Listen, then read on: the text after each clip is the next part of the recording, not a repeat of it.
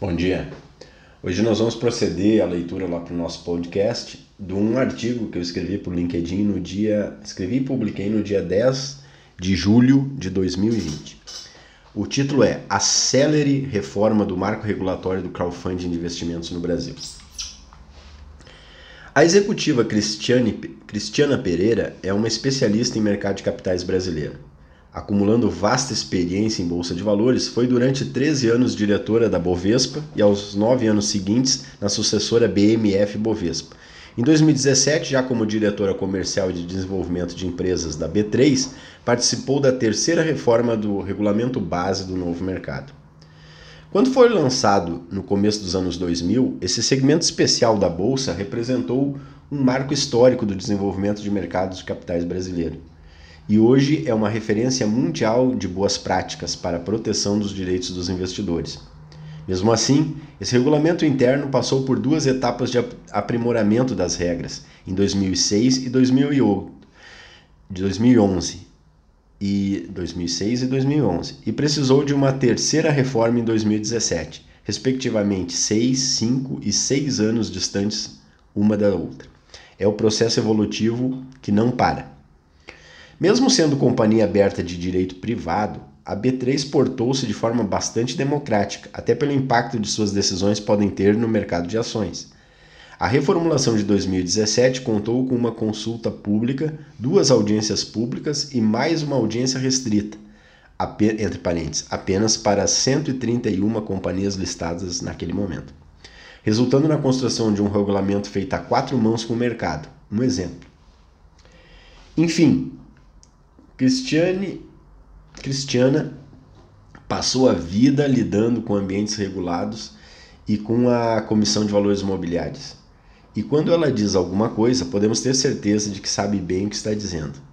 Durante o webinar, o papel da ICVM 588 no novo mercado de capitais, como a revisão da ICVM 588 abre novas oportunidades, promovido pela plataforma de equity crowdfunding Basement em 2 de julho de 2020, onde também participava Antônio Carlos Berwanger, superintendente de desenvolvimento de mercados da CVM, ela fez uma observação importante sobre o tempo de maturação deste regramento, objeto atualmente de uma audiência pública para sua revisão.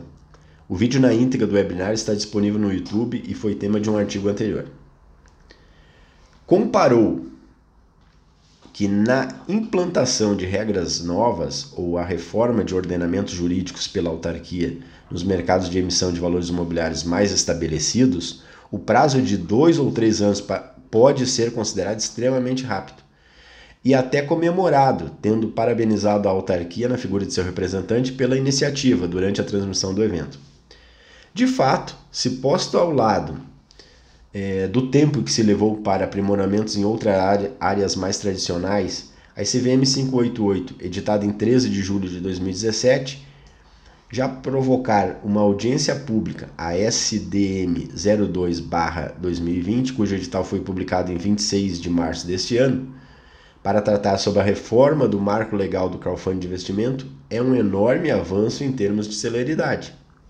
Realmente, se comparado a quanto tempo leva para os setores mais tradicionais serem revistos, 2 anos é um tempo recorde.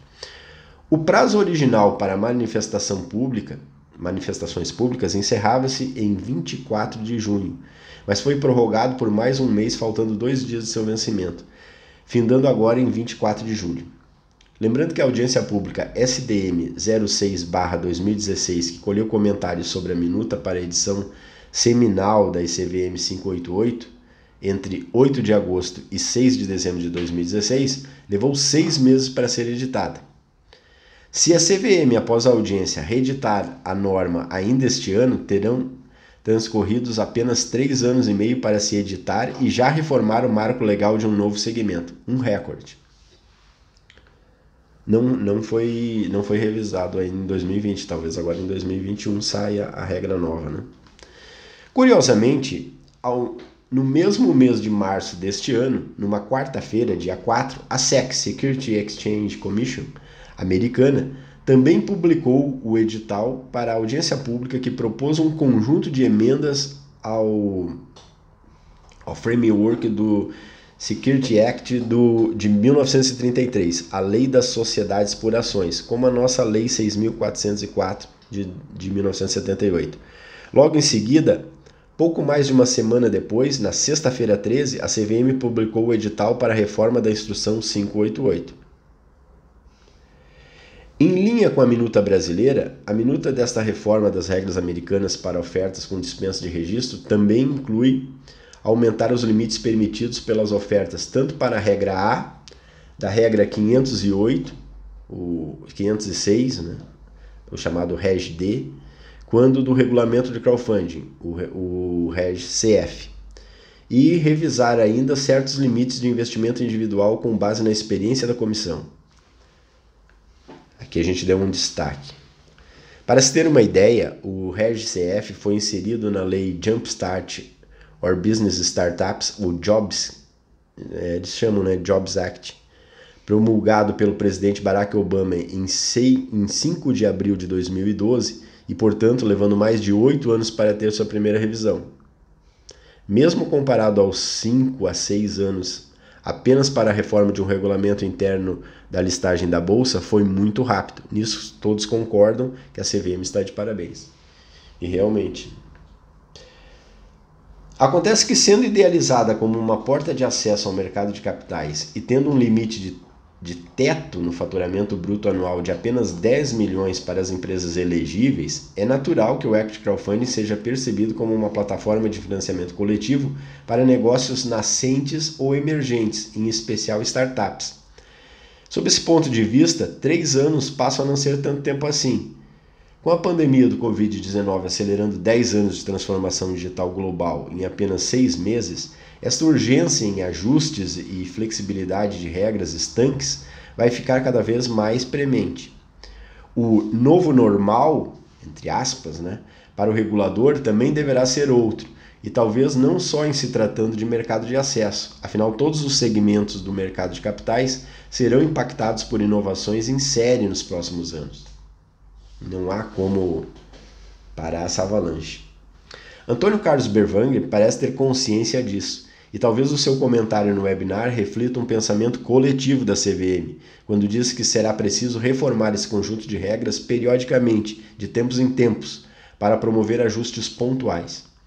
Entretanto, ele também afirma que, analisando os comentários que serão recebidos na audiência pública, talvez os limites impostos e as contrapartidas exigidas na reforma para elevar esses limites poderão melhorar um pouquinho, falou entre aspas isso, né? Demonstrando pouca margem de negociação.